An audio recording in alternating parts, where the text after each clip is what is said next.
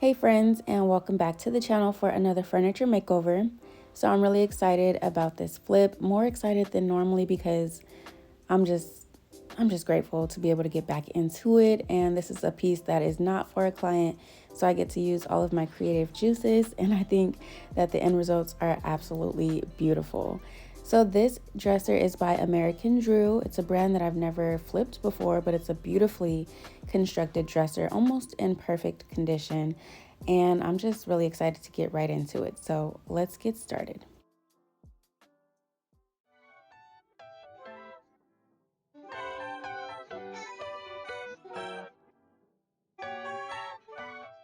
So I actually wanted to start by showing you guys my baby bump. In this clip, I'm 20 weeks pregnant.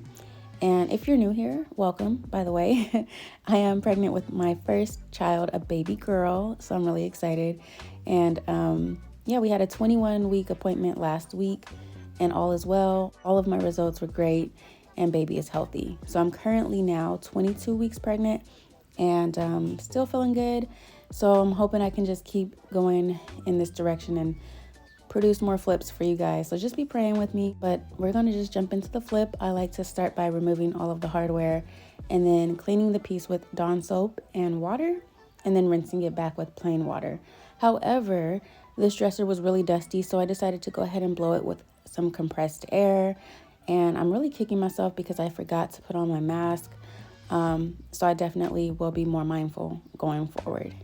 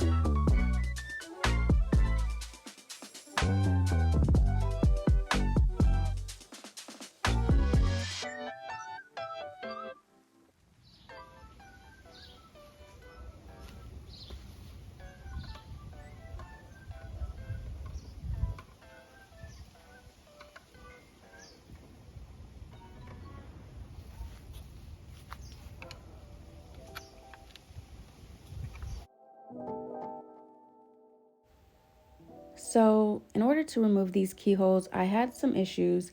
I pulled out my heat gun and it didn't seem to quite do anything for me. The trick is to get those pin nails out. And so if you can pry those up, the keyhole will come right out. I would have left these here, but because they were faux keyholes, I didn't think it really was giving.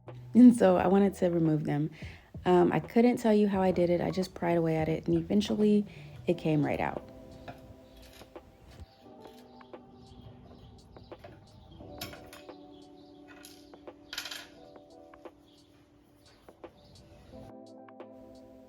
Moving right along, we're gonna jump into the Bondo.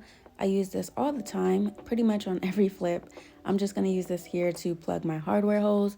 There wasn't really any further damage on the dresser, so I'll let you guys watch as I do this and we'll go from there.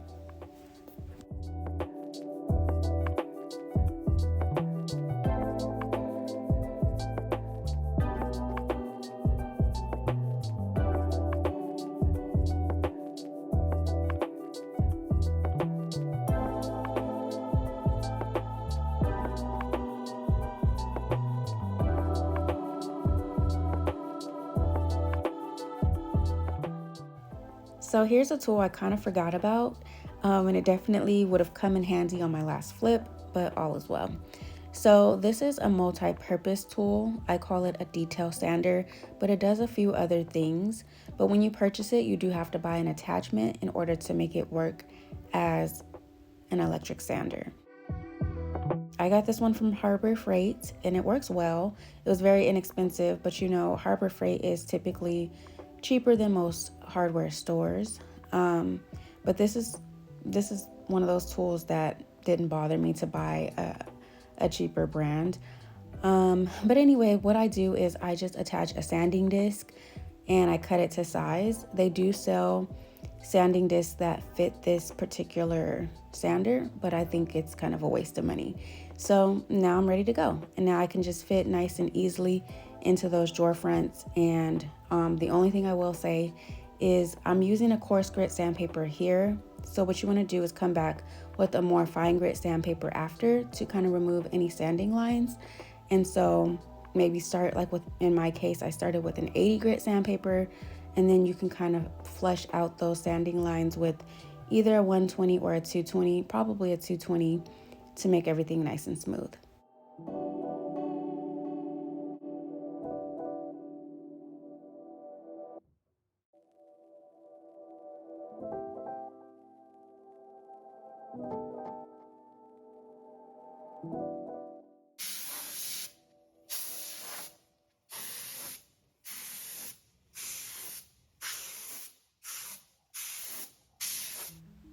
Okay, so this next piece of equipment is inspired from Instagram. So I've been seeing everyone use this interface pad, and I thought I'd get my hands on it. I guess it's supposed to be the next best thing to the Surf Prep sander. So it's a foam disc that you put on your electric sander to kind of lighten the,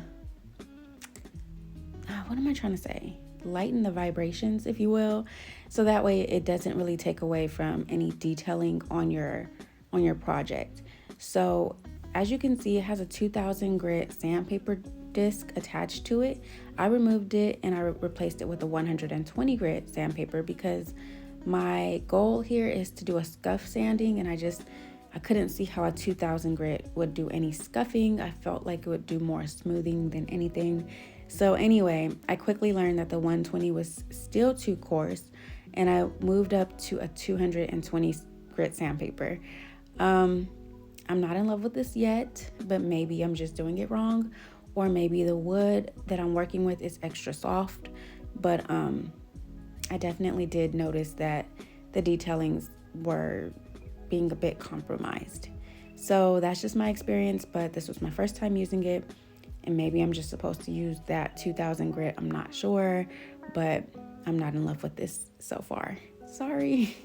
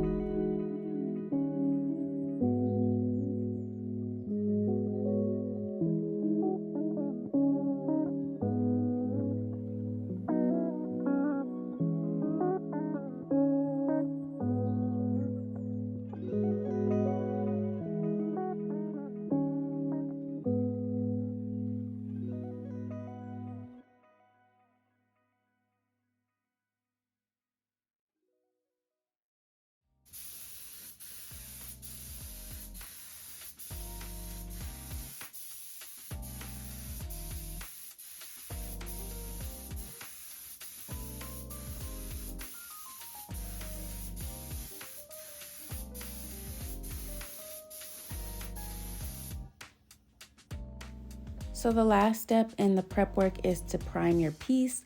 I did get a question asking, why do I prime after I've sanded? I like to do both.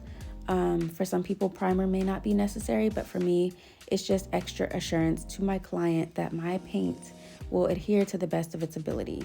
So I like to prime, but to each their own. And sometimes I do also prime for coverage if I'm painting with a light color so that there's no bleed through or anything like that. Now, after you've applied your primer, let it dry. Sand it back with a fine grit sandpaper, preferably a 400 or 500 grit, and then remove that sanding dust, and then you're ready to paint.